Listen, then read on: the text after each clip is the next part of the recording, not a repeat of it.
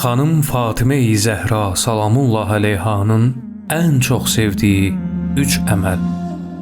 Əgər insan səadət və xoşbəxtlik yolunda addımlamaq istəyirsə, nümunəvi insanların həyat tərzi, rəftarları və kəlamlarını özünə örnək bilməli və həyatında gerçəkləşdirməlidir.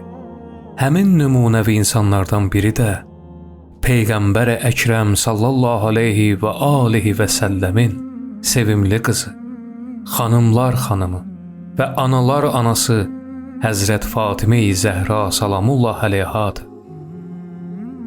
Bir xanım ki, bəşəriyyətə hər tərəfli örnək və nümunədir.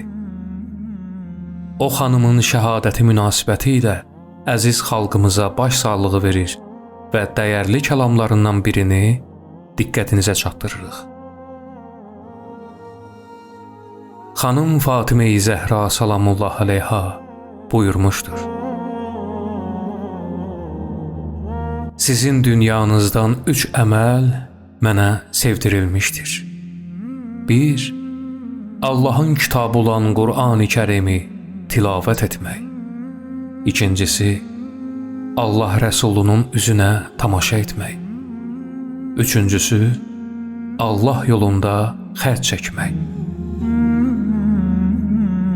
Nə yaxşı olar ki, biz də xanım Fatimə-i Zəhra salamullah əleyhanın ən çox sevdiyi bu 3 əmələ rəğbət bəsləyək və ona əməl etməklə həyatımızı ilahi rəngə boyayaq.